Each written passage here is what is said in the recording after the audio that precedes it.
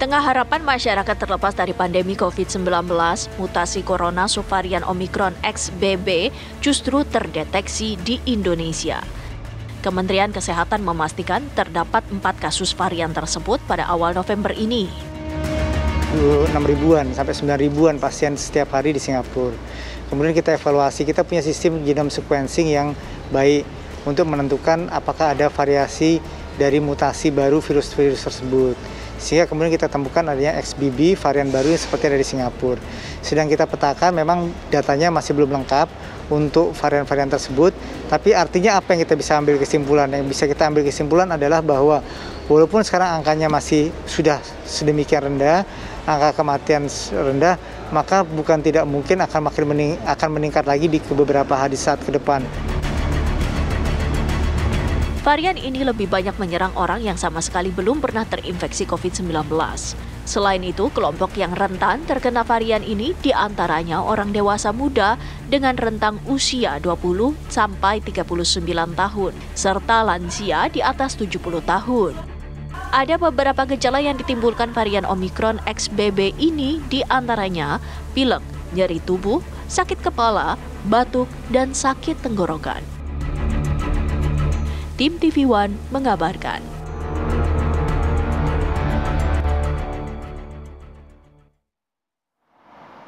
Nah, ini segera kita coba dalami, ketahui, kita sebarkan juga informasi ini kepada publik melalui narasumber yang cukup kompeten pagi ini untuk kita ajak berdiskusi. Sudah bergabung melalui Zoom kedua narasumber kita, ada Brigadir Jenderal TNI Purnawirawan Alexander Ginting, spesialis paru. Beliau ini selaku Satgas, maksud kami Ketua Bidang Penanganan Kesehatan Satgas COVID-19 Republik Indonesia. Selamat pagi. Selamat pagi, Dr. Alex. Dr. Alex. Selamat pagi, salam sehat. Ya, salam sehat, dokter. Terima kasih, Bang. Lalu juga ada Mas Diki Budiman yang biasanya di Brisbane, Australia. Kok sekarang Jawa Tengah? Sekarang lagi di Jawa Tengah, di Semarang gitu. Selamat pagi, Mas Diki. Selamat pagi. Selamat pagi, Bang Ari, Mbak Aya, di tempatnya Mbak Aya nih. Mas Diki. Selamat pagi, Pak Alex. Ya, selamat pagi, Pak Diki. Ya, siap. Kalau begitu saya mau langsung ke Dr. Alex dulu. Dr. Alex, kalau kita lihat penambahan angka COVID-19, kemarin saja dalam satu hari ada lebih dari 5.300 kasus. Ini adalah puncak penambahan tertinggi sejak Agustus kemarin. Pemicunya apa? Betulkah varian ini salah satunya, Dr. Alex? Ya, jadi kita biasanya kejadian-kejadian yang sering terjadi itu tidak terlepas dari apa yang terjadi di negara tetangga. Dan itu bisa kita rasakan dari berbagai episodik yang terjadi sejak tahun 2020. Dan memang apa yang terjadi di Singapura, Malaysia, dengan waktu singkat itu akan terjadi juga di Indonesia. Sebagai contoh, kalau pada tanggal 1 November misalnya yang meninggal itu adalah 32 pasien, kemudian tanggal 3 November naik jadi 42. Walaupun memang semuanya tidak kita periksa, tetapi ada tren kenaikan angka kematian. Demikian juga dengan jumlah yang sakit ya. Jadi jumlah yang sakit memang hampir 15% tanpa gejala. Tapi kalau jumlah kasus aktif itu meningkat dibandingkan dengan sebulan yang lalu. Bahkan kasus aktif sekarang ini hampir 34 ribuan. Dan kemudian kasus konfirmasi itu bisa sampai 4.000 ke 5.000. Jadi oleh karena itu kenaikan ini tentu harus kita waspadai. Jadi kendati pun memang tidak sehebat pada masa Delta, tetapi karena ini varian baru, apalagi ada istilah XBB, kemudian ada juga istilah BQ.1 atau BA2. XBB, XBC ini, Dok. Ya, jadi ini semua adalah akibat mutasi. Ya, mutasi di mana dasarnya itu adalah rekombinan ya, dari mutasi-mutasi sebelumnya yang akhirnya dia menjadi sublineage baru. Dan tentu yang kita lihat bahwa transmisinya itu lebih tinggi. Walaupun memang clinically dia tidak seburuk dengan Delta. Ini yang membuat karena sebagian besar kita sudah vaksinasi. Dan keparahan memang ada bagi mereka yang komorbid dan bagi mereka yang mempunyai imunitas yang rendah.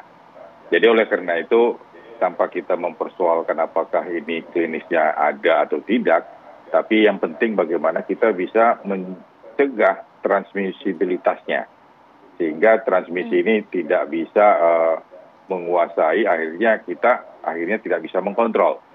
Oleh karena itu memang perlu memang kita membuat strategi baru, karena varian-varian ini tentu mempunyai kemampuan transmisi dan mutasi yang semakin tinggi. Dan memang Indonesia sudah vaksinasi 1 dan 2 itu sudah lebih di atas 70%. Tapi vaksinasi ketiga ini juga masih rendah. Sementara Singapura vaksinasi ketiganya juga tinggi, tapi angka infeksi juga tetap tinggi. Sehingga pemikiran kita adalah memang protokol kesehatan. Oke, baik. Mas Diki, kalau misalnya kita lihat tadi disampaikan transmisinya lebih tinggi, tapi fatalitasnya tidak. Betulkah demikian? Memang alhamdulillahnya begitu ya, syukurnya ya. Nah, itu juga karena modal imunitas dari aktivitas dari vaksin, khususnya yang booster ini. Nah ini yang bahkan tadi Pak Alex sudah juga mengingatkan bahwa jangan sampai ini aspek proteksi dari booster ini tidak tercapai ya, karena ini masih di 27%-an ya, dan agak mandeknya ini ya, dan ini berbahaya. Apalagi dengan kemarin saya melihat langsung ya, karena saya lagi di Indonesia, ketidaktersediaan vaksin booster ya di lapangan, dan ini berbahaya. Karena XBB, kemudian BQ1, bahkan nanti saya menyampaikan potensi dari XBC ya, bahwa ini memerlukan proteksi dari booster, karena dia membawa risikonya proporsional. Risiko proporsional itu artinya ya kalau dia nggak di booster, kemudian dia punya komorbid dan juga secara potensi kegiatannya dia mobilitas tinggi, ya fatalitas atau kematian itu menjadi besar. Bahkan ya saya sampaikan data terbaru menunjukkan kalau orang itu penyintas, dalam artian sudah pernah terinfeksi lebih dari 2 kali, potensi kematiannya bisa 2-3 kali lebih besar, ya, termasuk masalah dirawat di rumah sakit.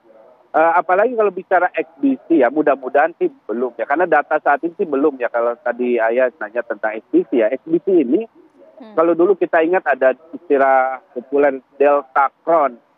Karena XBC ini, kalau XBB itu kan dia kombinasi atau turunan lah ya, rekombinan turunan dari BA2, itu XBB. Nah sekarang ada XBC, itu kawinan antara Omicron BA2 ini dengan Delta. Jadi badannya Delta, badan virusnya, spike protein atau permukaannya dari Omicron atau BA2. Ini yang tentu menjadi kekhawatiran ya, kalau betul-betul ini efektif berkembang di masyarakat. Iya. Mas Diki, kalau Anda sampaikan ini gabungan antara Delta dan juga Omicron, nampaknya kita cukup ingat begitu ya, bagaimana pada saat itu fatalitasnya dari pada saat zaman Delta dan juga Omicron ini menjadi kewaspadaan. Kita akan sambung lagi nanti Mas Diki dan juga Dr. Alex usai jeda ya, sesaat lagi.